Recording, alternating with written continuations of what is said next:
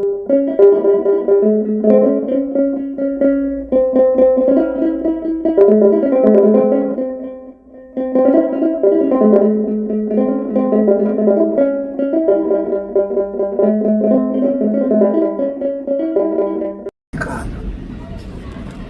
ላይ ኩል ብሎ ዓለምን የፈጠረ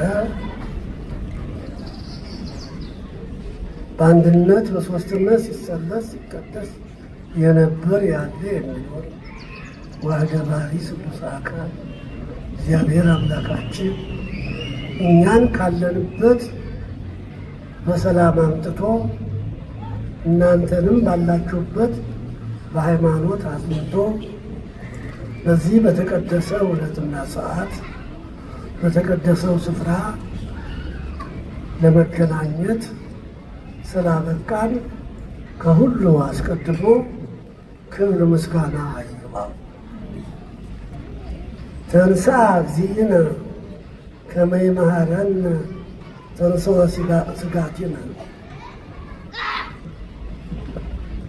ፈርሶ በስብሶ አመድ ትቢያ ሆኖ መቅረት እንደሌለ አካል ዘአክልን አግኝቶ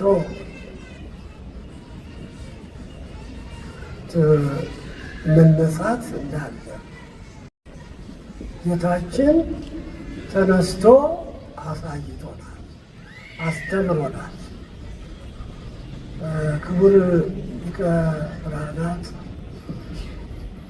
ቀሲስ ሄኖክ የዚህ ቤተክርስቲያን አስተዳዳሪ፣ ሊቃውንተ ቤተክርስቲያን፣ የዕለቱ ሙሽሮች፣ ቀሳውስት፣ ዲያቆናት፣ መዘምራን፣ የሰንበት ተማሪዎች ልጆቻችን፣ ወጣት መንፈሳውያን፣ ምዕመናን፣ ምዕመናት፣ የዚህ ቤተክርስቲያን አካል የሆናችሁ ሁላችሁ እንደምን አደራችሁ? እንደምን ሰነበታችሁ? አዎ የትም እንኑር የት እንግዶች አይደለንም።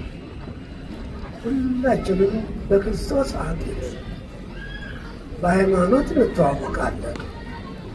ስለዚህ ደግሞ ሩቅ አይደለም፣ ያለንበትም አሁን ሩቅ አይደለም። ከዚህ በላይ እስከ ጽንፈ ምድር ቢሆን ይቺ የኦርቶዶክስ ተዋሕዶ ሃይማኖታችን አንድ አካል አድርጋናለች። የትም ብንኖር እንተዋወቃለን። አሁን የገባነው ቤታችን ነው። እኛ ልክ ኢትዮጵያ እንዳለ ሆነን ነው። ሁሉም ነገር የጎደለብን ነገር የለም።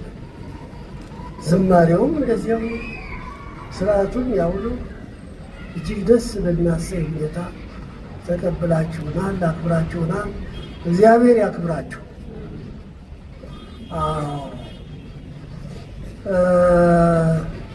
ክርስቶስ በታላቅ ኃይልና ስልጣን ተነሳ። ሰይጣንን አሰረው፣ ከስልጣኑ ሻረው፣ አዳምን ነፃ ወጣ። ከዚያ ሰዓት ጀምሮ ፍጹም ደስታ ፍጹም ሰላም ሆነ እያል በታላቅ የምስራች ሰላምታ መለዋወጫ አድርገን ፈጣሪያችንን እያመሰገን ጌታችን ከተነሳበት ሰዓት ጀምሮ አልተሰወረም።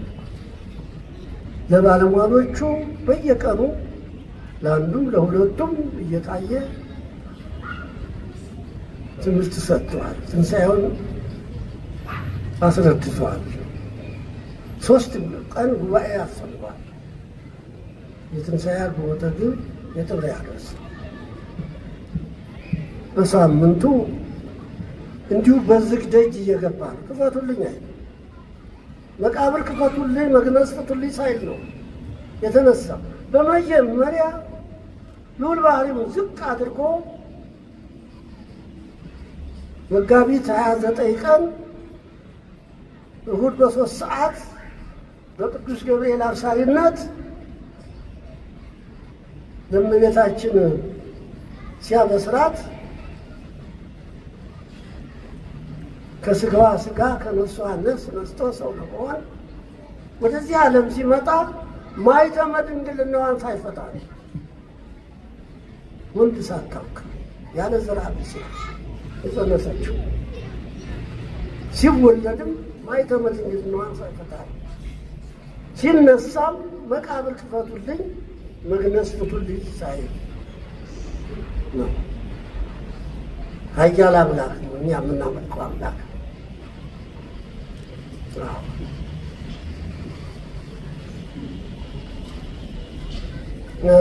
ሰባቱን ነገራተ መስቀል በመስቀል ላይ ሆኖ 7 ቃላትን ተናግሯል። የመጨረሻው ተፈጸመ ሁሉ የሚል ነው። ከ7ቱ ቃላት ተፈጸመ ሁሉ እኔ ሰው የሆንኩበት አይነተኛ ምስጢር ዲያብሎስን ለማሰር ከስልጣኑ ለመሻር ነቢያትም የተናገሩት ነገር ይኸው አዳምን ከስራቱ ለመፍታት ወደ ቀደመ ክብሩ ለመመለስ ብሎ ቅድስት ነፍሱን ከቅድስት ሥጋው በስልጣኑ ለይቶ በአካለ ነፍስ ወደ ሲኦል ወርዶ ለውስተ ሲኦል ጻው ወደ ውስተ ጽልመት ተከሰቱ ወሪው ብርሃነ በሲኦል ያላችሁ በጨለማ የተዘጋችሁ ከሲኦል ውጡ በብርሃን ተገለጡ ብሎ የተወጋ ጎኑን የተቸነከረ እጁን እግሩን አሳይቷቸው የማኔዴ መጠው ክቦም መቆለጦም ጥምቀት በመጽሐፈ ኪዳን ያን ሲያሳያቸው ጥምቀት ሆኗቸው የቀደመ ልጅነታቸው ተመልሶላቸው ከአዳም ጀምሮ እስከዚያች ሰዓት ድረስ በሲኦል ተግዘው የነበሩ ነፍሳት ነፃ አውጥቷቸዋል። አንድም ሳይቀር ወጥቷል። ሲኦል ተዘግታለች። ክብር ምስጋና ለኢየሱስ ክርስቶስ። አሜን በሉ።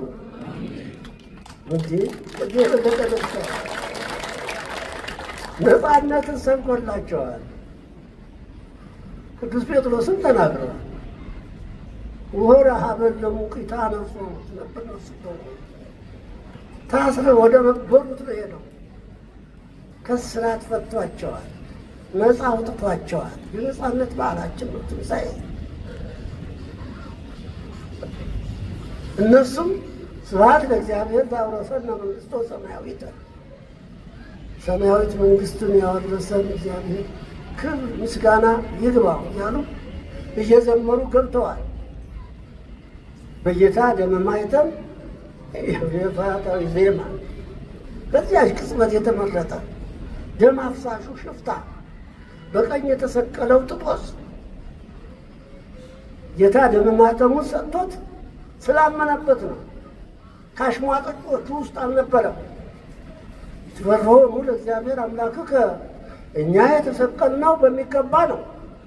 ደም አፍሰን ቋንጃ ቆርጠን የሰው ገንዘብ ዘርፈን ቤት አቃጥለን ነፍስ ገለን ነው። እሱ ግን ለዓለም ቤዛ ሆኖ ነው የተሰቀለው። ፈጣሪ እግዚአብሔርን አትፈራውምን ነው ያለው። በግራ የተሰቀለውን ገጽጦታል፣ አልተገለጸለትም። ይሄ ግን ጥጦስ ስለተገለጸለት በመንግሥት አስበኝ ብሎ ጸለየ። ዮም ትሄሉ ምስሌ ከ7ቱ ቃላት አንዱ ይሄ ነው። ይህም ዮም ትሄሉ ምስሌ ዛሬ ከኔ ጋራ በገነት አለ፣ አንድ ላይ ትሆናለህ።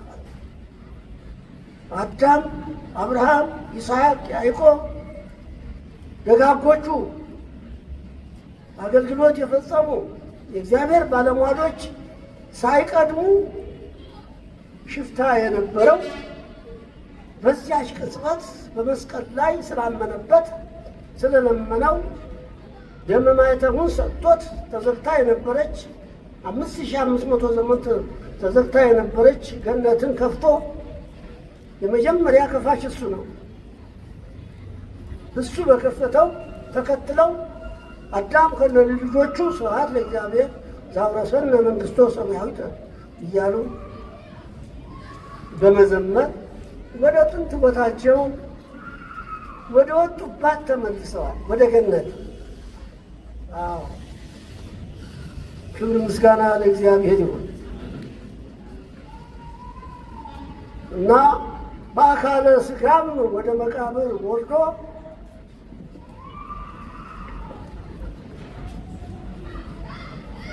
መቃብር ክፈቱልኝ መግነዝ ፍቱልኝ ሳይል 3 መዓልት 3 ሌሊት በከርሰ መቃብር አድሮ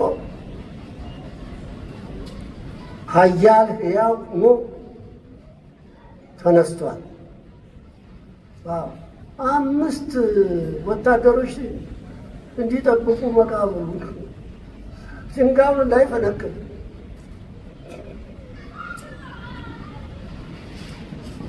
ፈንቅሎ እንዳይነሳ ጠባቂዎች ተደርገው ነበረ። የተለያየ ምክንያት ሰጥተዋል። መቃብሩ አልተፈነቀለም። በዙም መቃብር ነው የወጣ።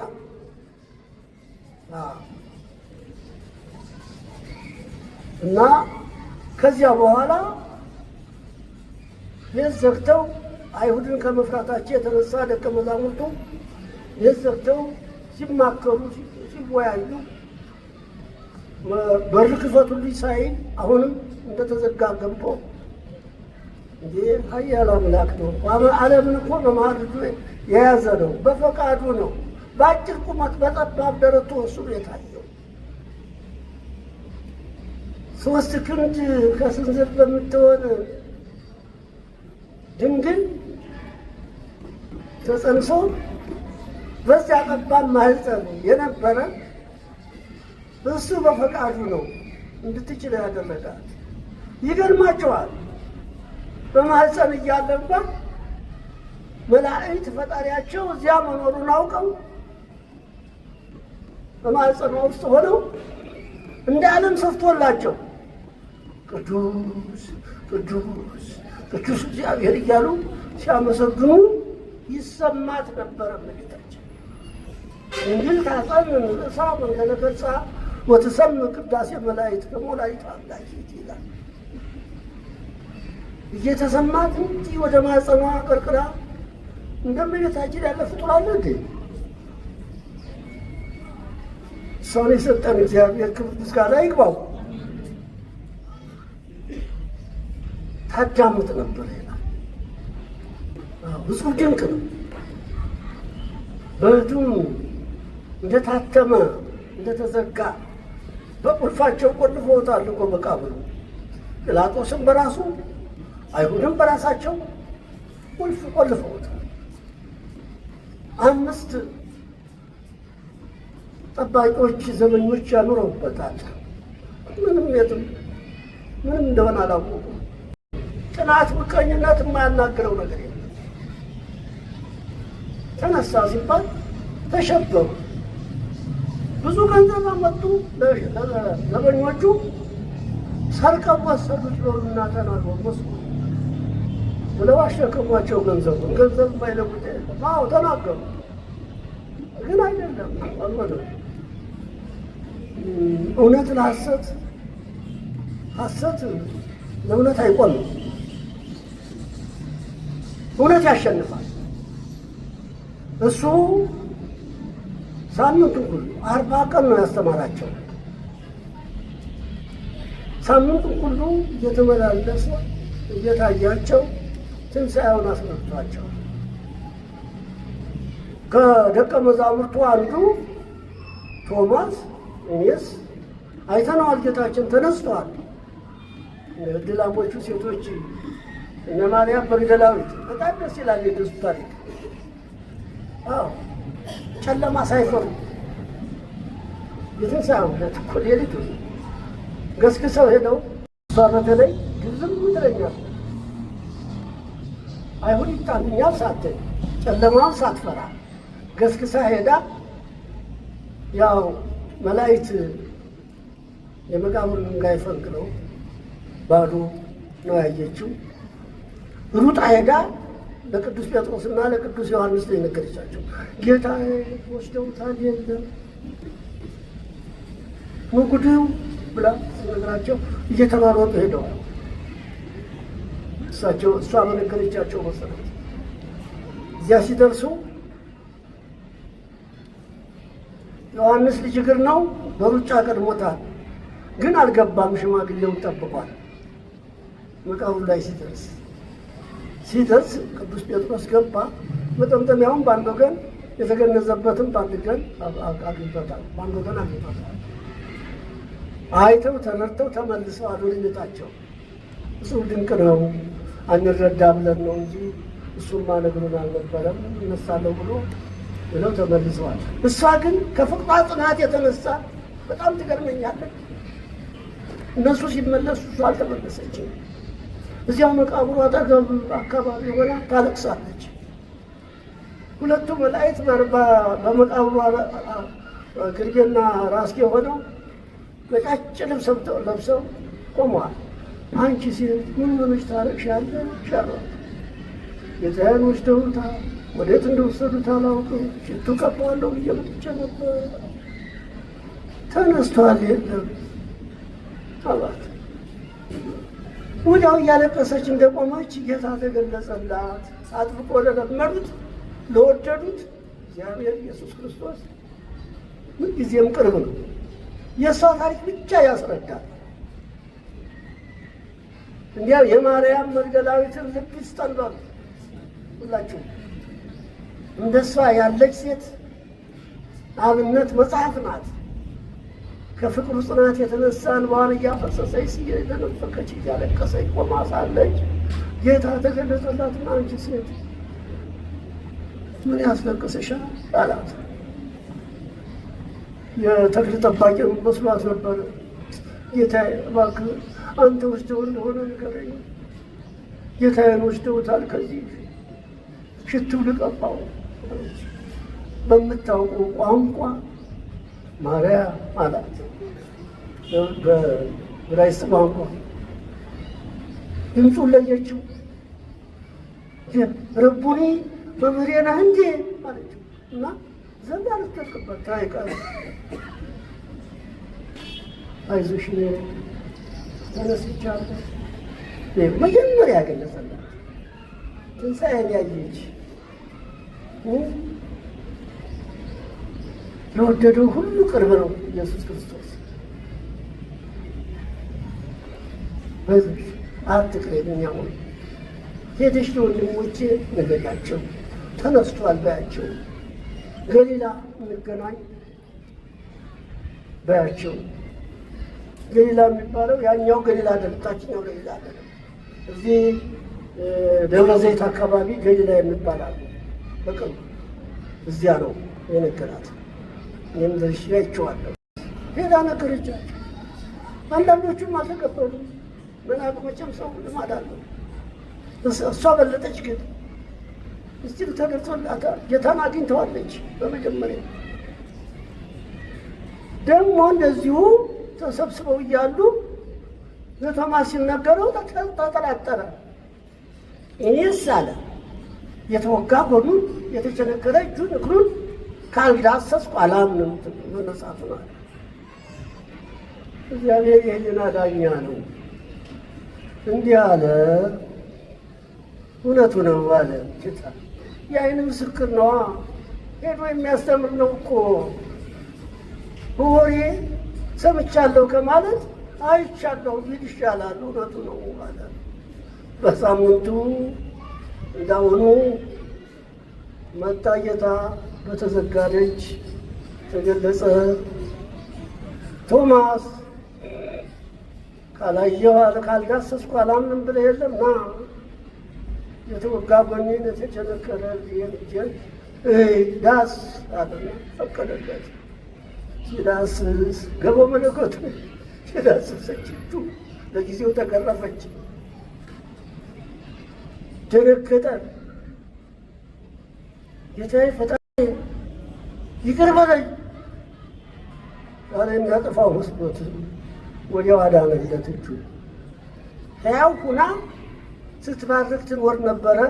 አሁን ክፋት እየበዛ በመምጣቱ እንግዲህ ተሰወረች ነው የሚባለው። በህንድ ሀገረ ስብከቱ ህንድ ነው የቅዱስ ቶማስ።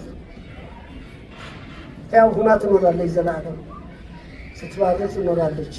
እስከ ቅርብ ጊዜ ድረስ ነው የምንነገረው። አሁን ሳትሰወር አትቀርም ነው እንግዲህ ያላየው እና እንዲህ አልፎ አልፎ እየተገለጸ ትንሣኤውን አስመልክቷል።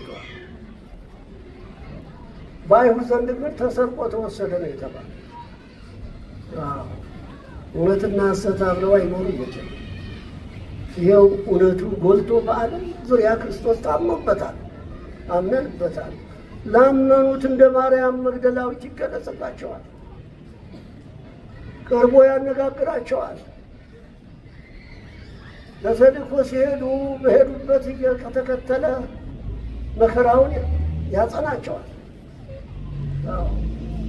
ታዲያ በመጨረሻ እኮ ያን አይቶ ያመነ ቶማስ ቆዳውን ተገፎ እንደ ስልቻ አውጥተውት በዚያ አሸዋ አሳስፎ አሸክመውታል።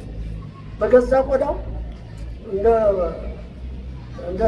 እንደ ስልቻ አውጥተውት ቆዳውን ገፈው በዚያ አሸዋ ሰፍረው አሸክመውታል። ያን ሁሉ መከራ ታግሷል።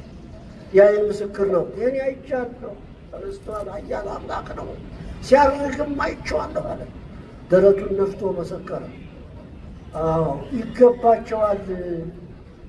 አጣርተው ለማየትና ለመመስከር በዓለም ዙሪያ ለመስበክ እንዲመቻቸው በሚገባ ተከታትለው ከእነሱ ጋር አሁን ከትንሣኤ በኋላ መብል መጠጥ የለም።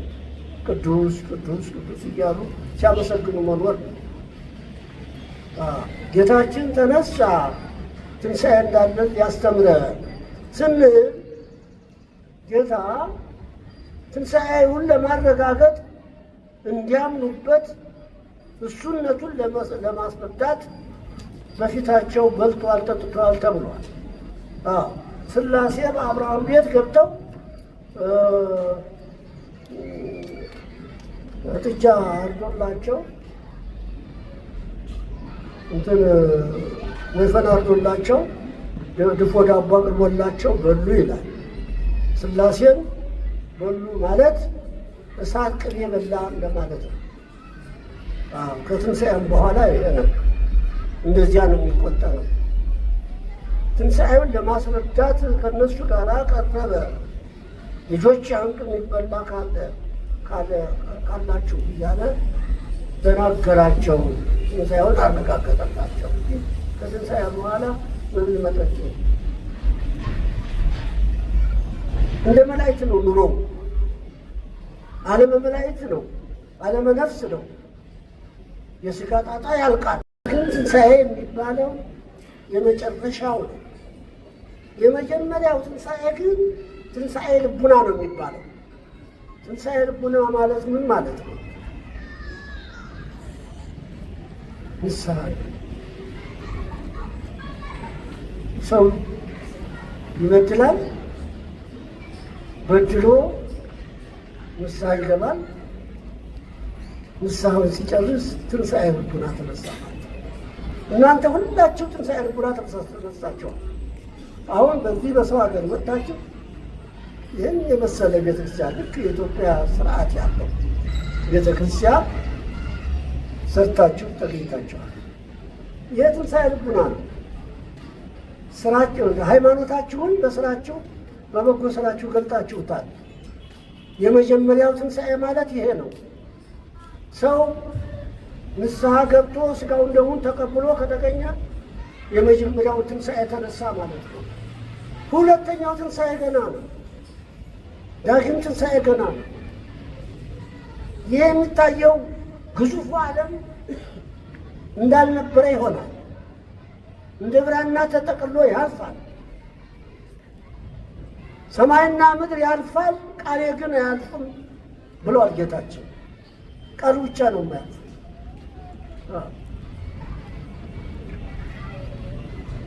እና ዳግም ትንሣኤ ሁላችንም የሰው ዘር የሆነው በምንም አይነት ይሙት፣ ውሃም ይውሰደው፣ አውሬም ይብላው፣ ገደልም ይውደቅ፣ በሆነው ነገር አሟሟቱ በሆነው ነገር ይሁን፣ ግን እሱ አምሳየ ዓለማት ፈጣሪ ዓለማት ሁሉን ነገር ማድረግ የሚቻለው አምላክ ሰብስቦ በአዋጅ ያስነሳዋል። ሶስት ነጋሪት አሉ። የመጀመሪያው መሰብሰቢያ አጥንቶች ይሰበሰባሉ፣ ስጋ ይዋሃዳል። በሁለተኛው ፍጹም በርን ይሆናል። በሶስተኛው ነፍስ ካለችበት መጣ ትዋሃዳለች፣ ይነሳል። ራሱ ተናግሯል በመዋዕለ ስብከቱ ምዕራፍ 5 ዮሐንስ ላይ ምዕራፍ 5 ቁጥር 28 ላይ እውነት እውነት እላችኋለሁ ቃሌን የሚሰሙባት ጊዜ ትመጣለች፣ በዚያን ጊዜ በጎ የሰሩ ትንሣኤ ዘለክም ይነሳሉ፣ ክፉ የሰሩ ግን ትንሣኤ ዘለሐሳር ይነሳሉ። ትንሣኤ ዘለሐሳር ማለት ዲያብሎስን መምሰል ማለት የውርደት ትንሣኤ ነው። ሰዎች ናቸውና መነሳታቸው አይቀርም። እንደ ቁራ ጠቁረው ዲያብሎስን መስለው የገር አባታቸው ነውና እሱን መስለው ይነሳሉ። ትንሣኤ ዘለክብር ማለት እንደ ፀሐይ አብርተው እንደ ጨረቃ ደምቀው ክርስቶስን መስለው ይነሳሉ። ክርስቲያኖች የሆኑ ሁሉም ሥጋውን ደሙን የተቀበሉ ጻድቃን ይላቸዋል። በዚያ ሰዓት ነው እንግዲህ ዳግም ትንሣኤ የሚባለው። ለዳግም ትንሣኤ መመቻቸት ማለት ነው። የኋላው የመጀመሪያው ትንሣኤ ልቡና እንነሳ የምንለው በጾም በጸሎት በሰጊድ በምጽዋት ጸንታችሁ ኑሩ፣ ሃይማኖታችሁን አጠንክሩ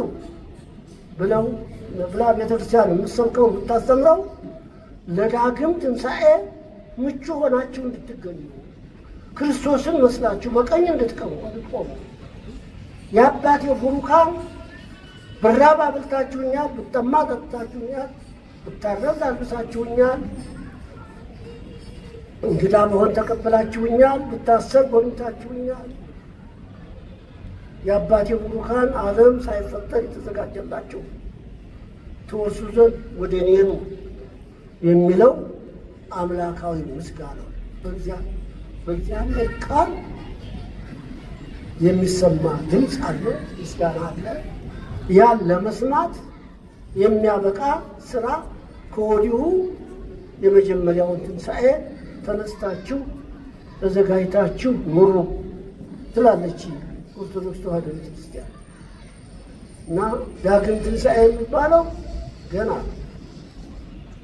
እንዳልኳችሁ ብቻ ለጌታ ትንሣኤ ዳግም እያል ያከበርነው አሁንም ዛሬ የሳምንቱ ደግመን እናከብራለን በማለት እንጂ ዳግም ትንሣኤ ደርሶ አይደለም። ለዳግም ትንሣኤ እንዘጋጅ። ተዘጋጅታችኋል፣ ቤተክርስቲያናችሁን ሰርታችኋል። ንስሐ ያልገባችሁ አሁንም ተዘጋጁ፣ ንስሐ ግቡ። ንስሐ ገብታችሁ ሥጋውን ደሙን ተቀበሉ። የመጀመሪያውን ትንሣኤ ተነሱ። ዳግም ትንሣኤ በክብር እንድትገኙ በክርስቶስ ፊት እንዳታፍሩ ነው የምትለው ቤተ ክርስቲያን። ልጆቼ እናንተ በጣም ደስ የምታሰኙ ክርስቲያኖች ናችሁ። እግዚአብሔር ይባርካችሁ። ወላዲተ አምላክ ከእናንተ ጋር ትሁን። አዎ እመቤታችን እሷ ናት። የዓለም እመቤታችንን መቼም ምሳሌ የላት። እሷ ባትኖር ሰው መፈጠሩ ከቱ ነበር። እሷ ስላለች ግን ከልጅ ተወልጄ አድንሃለሁ። ይህ ነው ቃል ኪዳን ሰጠ እግዚአብሔር። ለዚህ ያበቃው ምንድን ነው? አዳም በመመለሱ ነው፣ ንስሐ በመግባቱ ነው። አናማርረውም። ለምን ተሳሳተ ብለን አንወቅሰውም። መሳሳት ያለ ነው። ሥጋ ለባሽ ሆነ ሁሉ ይሳሳታል። ግን አለከሰ። ከሰማይ በታች ከምድር በላይ ያለውን ሁሉ ብዛን ዳ ብላ ጠጣ ብሎ ያከብረኝ ልጅነትን ሰጥቶ ተላገነት ውስጥ ገብቼ ሕያው ሁኜ እንድኖር ሲፈቅድልኝ ይህን አይበቃኝም ብዬ በተንኮለኛው ጠላቴ ተሳስቼ ፈጣሪን በደልኩ። ፈጣሪን በመበደሌ ነው ንስሐ የሚገባኝ። እኔ ያሁሉ ሀብት ያሁሉ ንብረት ተወሰደብኝ፣ ባዶዬን ቀረሁ ብዬ አይደለም የሚያስለቅሰኝ። የሚያስለቅሰኝ ፈጣሪን ብቻ በመበደሌ ነው ብሎ በደም ላይ እንባው አልቆ ደም አልቆ እስኪደርቅ ድረስ 100 ዘመን ነው ያለቀሰው። ንስሐ አይ አንተ አለ እግዚአብሔር ቸር ነው፣ ለማንም ሰው ነው እኮ ለሱ ብቻ አይደለም። አንተ ባደረግከው ስህተት በሰራኸው ኃጢአት ካዘንክበት ከተጸጸትክበት ራሴን አስመስዬ ፈጥሬ የትም እጥልሃለሁ። አይዞህ አየችው፣ አይዞህ እንደወጣ ቀራልልህም ከኔ ልጅ ተወልጄ አድርሃለሁ። የትልቅ ተስፋ ነው። የኔ ልጅ ማናት? ቅድስተ ቅዱሳን እመቤታችን ድንግል ማርያም መመኪያችን ቤዛዊተ ኩሉ መድኃኒተ ኩሉ ዓለም ይላታል ቅዱስ ያሬድ። መድኃኒተ ኩሉ ዓለም ይላታል። ማስተማስተለች እንድገቡ ኃጢአት ታስተሰርያለች ይችላል። ማንም ይመቀኛል። ስልጣን አገኘሽ ከአብ ከወልድ ከመንፈስ ቅዱስ ይላል።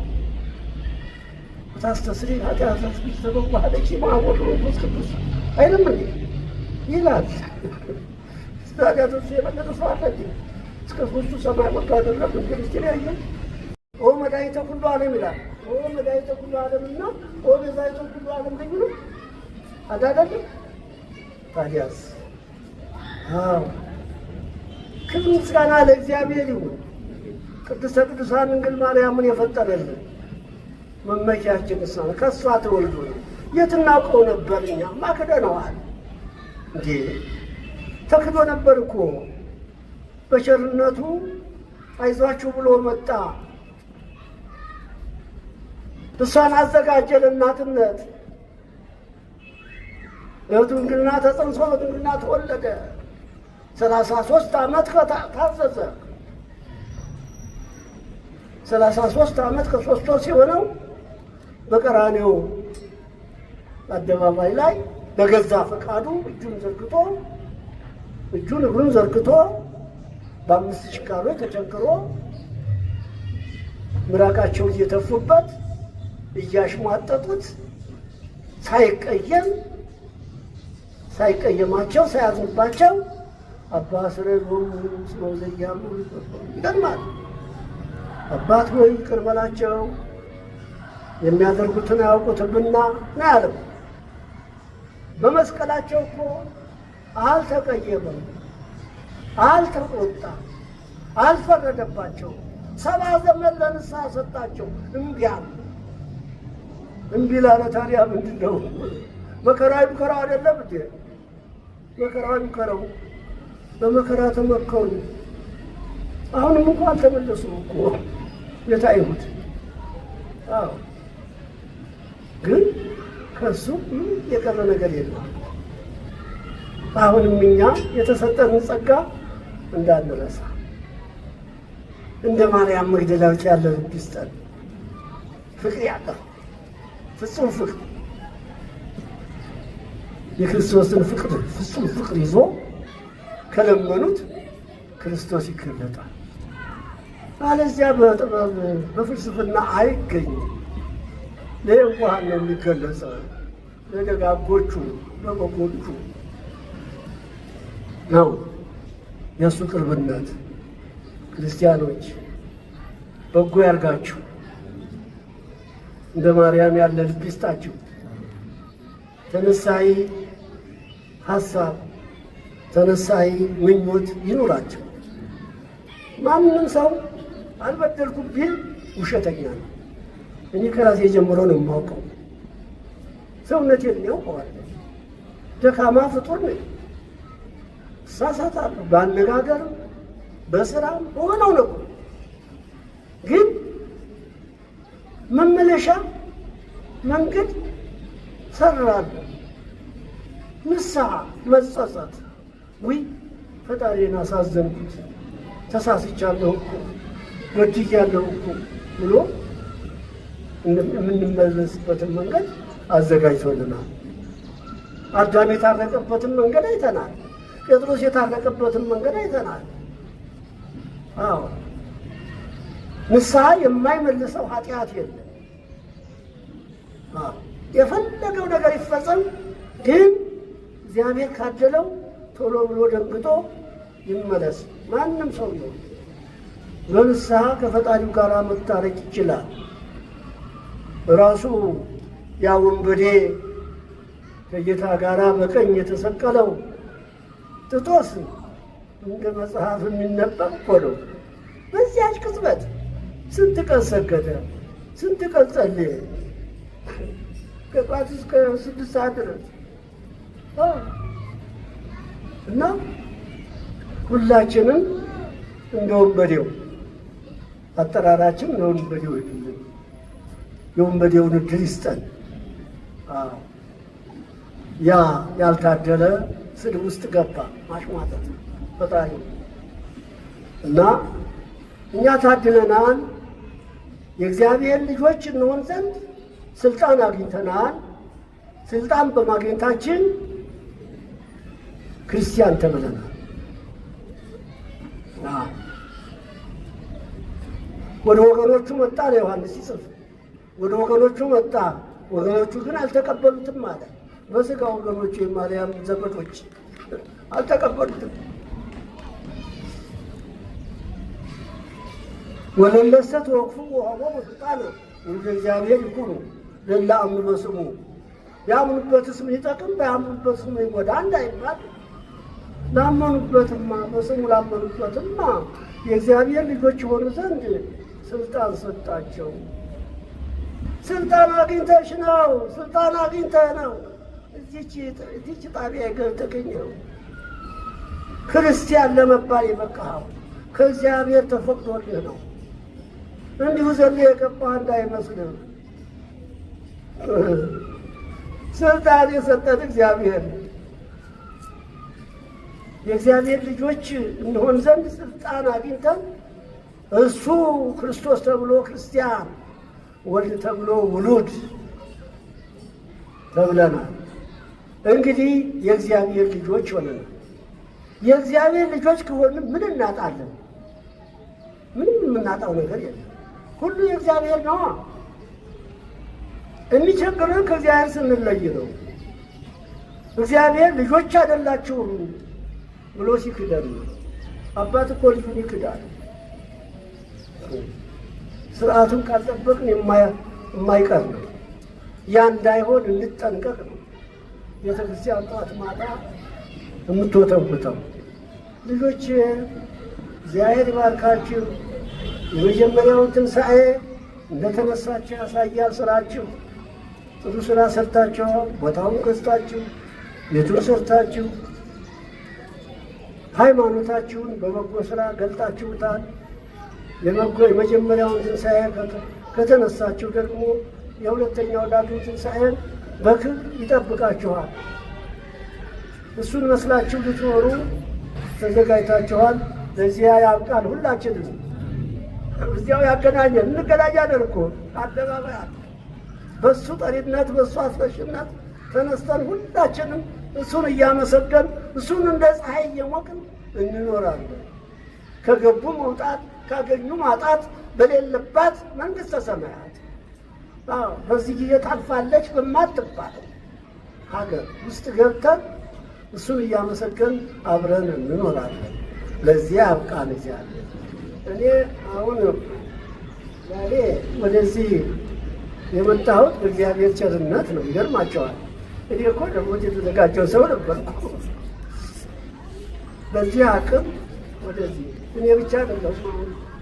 85 ዓመታቸው ነው አሁን እሳቸው ከአሜሪካ ነው የመጡት። የሉሳ አንጀለስ ቅድስት ማርያም መርጌታ ናቸው፣ ቀዳሽ ናቸው፣ የሀገር አባት ናቸው። እኔም እንደምታውቁኝ ነኝ። እኔ ደግሞ 89 ዓመቴ ነው። ሁለቱ አረጋውያን ለምን መጡ ወደዚህ? ሽማግሌዎቹ እናንተን ፍለጋ ብንመጣ እናንተ አክብራችሁ ተቀበላችሁ። እንዲህ ነዋ ልጅ። ክብር ምስጋና ለእግዚአብሔር ይሁን እናንተን የሰጠን። ልክ የኢትዮጵያ ነው አሁን ያለው መሰለኝ። እዚያም ቢሆን ከዚህ የበለጠ ነገር የለም። ያው ነው የተሰራ። አለቃው አስተዳዳሪው በጣም ሙሉ ያላቸው ዝግጁ ሰው ናቸው። ቤተክርስቲያኑን አሟልተውታል በአገልግሎት። ረዳቶቻቸው ካህናቱ እንዳየሁም በጣም ደስ የሚል አገልግሎት ነው የሚፈጽሙት። እጅግ ደስ የሚያሰኝ ነው። ለፍቶ መማር እንዲህ ለማገልገል ነው። እኛ የምንጥረው የጥንቱ ትምህርት ቤት እንዳይከስም ነው። አሁን እኔ አስተዳዳሪ ሙሉ ስለሆኑ ችግር የለባቸውም። ረዳት ከተገኘ መልካም ነው። ረዳትም ባይገኝ ብቻቸውን ማህሌት ቆመው ብቻቸውን ሰብከው ብቻቸውን ቀድሰው ያቆርባሉ። አንድ ቤተክርስቲያን ናቸው ራሳቸው ማለት ነው። ተፈላጊ ሰው ናቸው እና እዚያ አካባቢ ያስተምሩ እንዲማሩ እንደነበረ ያገለግሉም እንደነበረ ገልጸውልኛል ትናንትና። እና ሙሉ ሰው ናቸው። የቀራቸው የማይባል ባለሙያ ናቸው። እናንተ ደግሞ የጀርባ አጥንት ናቸው። ሰበካ ጉባኤው በሚገባ ተንከባክባችሁ ይዛቸዋል። ካህናቱ በጥሩ ሁኔታ አገልግሎት እየፈጸሙ ናቸው። ወጣት መንፈሳውያን የሰንበት ተማሪዎቹም ልክ እንደዚያው እንደ ኢትዮጵያ ምንም የጎደለው ነገር የለም። ሁሉ ነገር ያማረበት ቦታ ሆኗል። ክብር ምስጋና ለእግዚአብሔር ብለን አመስግናል። እኛ ዛሬ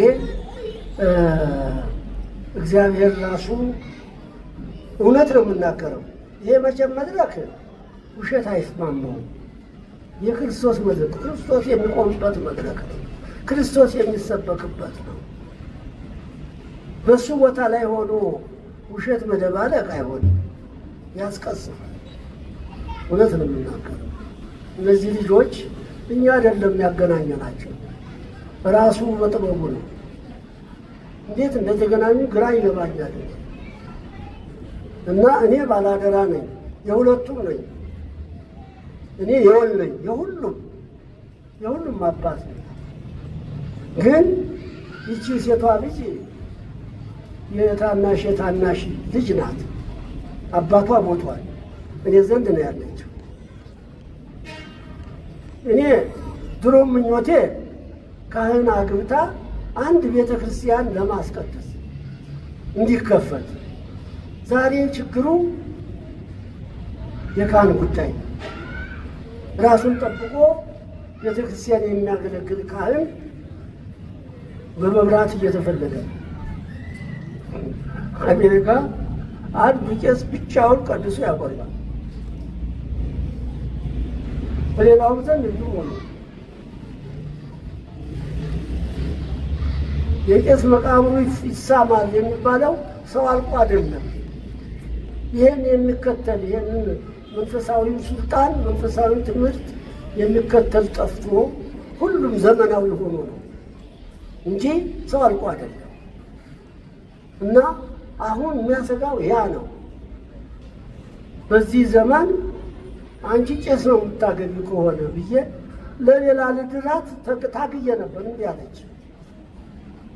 ትምህርቴንም አልጨረስኩም። አሁን ተውኝ ስለ እግዚአብሔር አለች። እኔ የምቸገረኝ የራስሽ ጉዳይ። እየተጣልተን ነው የተኮራርፈን ነው የተቀመጥነው። ግን በመካከል እንዲሆነ ተባለ። ለመሆኑ በጀ ትላለች አልኩኝ። አዎ በጀ ብላለች። አሁን ትምህርት ጨርሳለች። ተመርቃ ልትመረቅ ተቃርባለች። ሰሞኑን ትመረቃለች አሉ። ከሆነም ቸገረኝ። የምፈልገው ይሄ ነው። ካህን ነው? አዎ ካህን ነው። ዲያቆን ነው? ዲያቆን ነው። ወደ ቅስና ሄዳላ። ጥሩ። በዚህ ብቻ ነው የተስማማሁት። እኔ እንግዲህ አላውቅም። እና የእግዚአብሔር ፈቃድ ነው። እሱ ያለው ካናዳ ነው፣ እሱ ያለችው ኢትዮጵያ ነው። አልተያዩም። ዛሬ ደግሞ ካልተያየን ካልተመካከልን እኛ ካልወሰንን የሚባል ነገር አለ አይደለም። እነሱ ግን ፈቃደኞች ሆነዋል። ስንሰማ ይሁን እኔ የምፈልገው ነገር ይሄ ነው። ካህን እንዲሆን ነው የምፈልገው። ቤተክርስቲያን ለመክፈት ነው የሚችል ስልጣነ ክህነት ያለው እንዲሆንልኝ ነው የምፈልገው። ከሆነ ጥሩ። እኔ ድሮም ቢሆን አደራ ይከብደኛል። አታምጡብኝ ልጅ። እኔ ስራዬ ለብቻ ነው፣ የወንጌል ስራ ነው። የወንጌል ስራ እንከታተል ወይስ ደግሞ ነገር የቀሩብኝ እያልኩ ለዘመድ ልቁም ምንድን ነው የምትሉ ብዬ እምቢ ብዬ እርግፍ አድርጌ ትቼ ነበር። በምክንያት አባቷ ሲሞት ያው ባለማውታ ናት። የግድ ለማንኛውም እንደምራራ ለእሷም ምራርቼ አስጠጋዋት። አሁን ሁለቱ ተነጋግረው ያገናኛቸው ሰው አለ። አንድ ካህን ነው። ደህና ነገሩ ደግሞ ተፋጠነ። እግዚአብሔር እጁን ጨመረበት መሰለኝ። እኔም አዝግሜ የ85ቱም ሽማግሌ አባት ነው። የእሱ አባት የ85 ዓመት ሽማግሌ ናቸው። ከዚያ ከሚያገለግሉበት ቤተክርስቲያን ተጉዘው ከሎስ አንጀለስ እኔ ከኢትዮጵያ ሁላችንም በጉርጉዝ ተደጋግፈን ትናንትና በአንድ አየር ተጭነን የመጣ ነው ወደ እናንተ ዳራችኋቸው እነዚህ ልጆች። እግዚአብሔር ይባርካችሁ። ይሄ ነው ታሪኩ። የመጣንበት ታሪክ ይሄ ነው። እንግዲህ ምንድን ነው ያልኩት? የዚህ ዘርስ ይትባረክ እግዚአብሔር ዘይከላአኒ ጸሎቴ ወኢያረሐቅ ሳህሎ። ዳዊት ነው ያለው። ይትባረክ እግዚአብሔር ዘይከላአኒ ጸሎቴ ወኢያረሐቅ ሳህሎ። የጸሎቴን ውጤት ያልከለከለኝ፣ ጸሎቴን ሰምቶ ምኞቴን የፈጸመልኝ፣ ይቅርታውን ያላረቅብኝ እግዚአብሔር ይመስገን ነው ያልኩት። እኔ ከእናንተ ጋር ዛሬ ቆሜ ላቀርበው የሚገባኝ ምስጋና ይሄ ነው። ልጆቹም እንዳልኩት እንደተመኘሁት ያድጋቸው፣ የቤተ ክርስቲያን አገልጋይ ያደርጋቸው። እናንተም እግዚአብሔር እንግዳ ተቀባይ ያድርጋችሁ። እንግዳ ተቀባይ የአብርሃም ልጅ ማለት ነው። አዎ ይቺ ደግሞ ሀገር ኢትዮጵያ እንደምታውቁት ሲከፋን ለስደት መርከባችን ናት፣ መሸጋገሪያ ድልድያችን ናት። ኬንያ እዚህ ሆነን ወደዚያ ለመሻገር ስንት ሰዎች ናቸው የተሸጋገሩባት? በዚች ድልድይ ናት። እንዳደከማቸው ሰላም ነው ደግሞ ደግነቱ ግጭት የለብን ማለት ወሰን ድረስ ወጥቻለሁ። የቀደሙ አባቶች የተከሉት የኬንያና ኢትዮጵያ ወሰን ነው ተብሎ የተተከለውን በተሳለም ነው የተመለሱት። አሁን በብሔር ረገጥኩት አገር ላይ ገባሁ። እግዚአብሔርን አመሰግንበት። ክብር ምስጋና ለእግዚአብሔር ይሁን። ብድር ይግባችሁ። እግዚአብሔር ይባርካችሁ። ካህናቱን ተንከባከቡ፣ አስተዳዳሪውን ተንከባከቡ። ጥሩ አገልጋዮች ናቸው፣ የማይገኙ ናቸው። እግዚአብሔር ይባርካችሁ። እናንተ ጥሩ ሰዎች ናቸው። እግዚአብሔር በሰላም ያገናኝ። እግዚአብሔር ከእናንተ ጋር ይሁን። ልጆቻችሁን ያሳድግ። በእጃችሁ የጨበጣችሁት፣ በዓይናችሁ ያያችሁት፣ በእግራችሁ የረገጣችሁት የተባረከ ይሁን። እግዚአብሔር ከእናንተ ጋር ይሁን። ሰላም ሁኑ።